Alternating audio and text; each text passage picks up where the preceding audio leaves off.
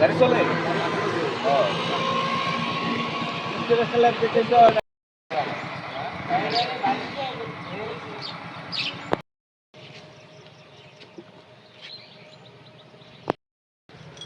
কারণ কোথাও ব্যবসা কান্ত করে এটা ছড়া আর ইন্স্যুরেন্স না থাকলে আমার গাড়িটি ফিরে দেবো না গাড়িতে ঠিক করে দিবি না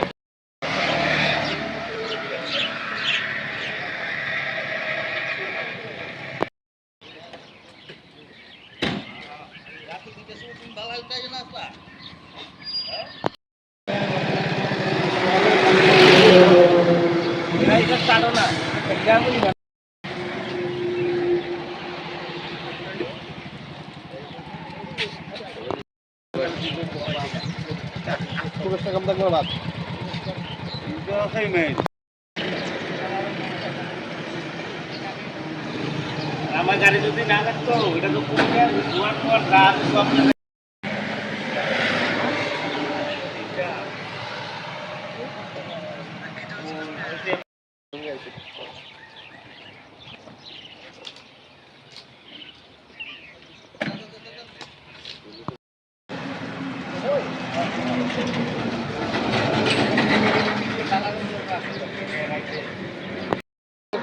ক্লাস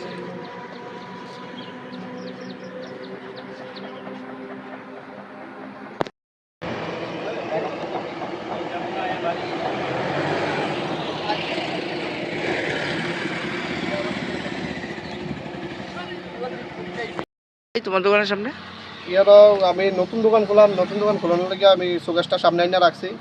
আর একটা রাত্রেবেলা একটা অ্যাম্বুলেন্স 3টার দিকে আসছিল, একটা মারুতি গাড়ি লইয়া সেটা একটা শোকেস টোকেস পুরো বাড়িতে ভেঙে লাগছে, মারুতি গাড়িটাও ভাঙছে। তারপর দিক দিয়ে আর কি রাস্তার একটা পিলার আসলে পিলারটাও ভাঙছে। আর এখান থেকে দিনের বেলা হইতো এটা আরও 20-25 জন মানুষ মারা যায় হইলে।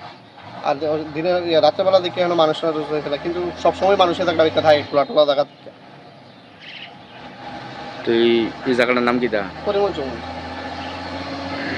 তোমার নাম কি? আমার নাম সন্ধ্যা মেম্বার।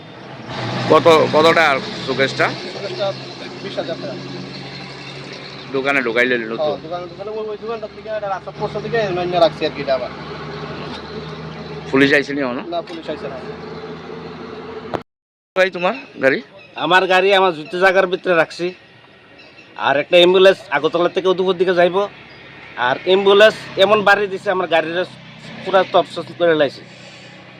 এরপর লোকে একটা দোকান আছে, নতুন দোকান খুলবো, সুকেশ টুকেশ বানাইছে, সুকেশ টুকেশ পুরা ভাঙ্গা একবার পুরা ঘুরে বানাইছে। আর যদি দিনের বেলা হইতো এটা দুনিয়ার মানুষ মাল লইলে হেঁটা নিজেও মূল লইলে, ড্রাইভারও মূল লইলে, শুধু আমার গাড়িটা বাঁচিয়ে রাখছে হেঁটাটা।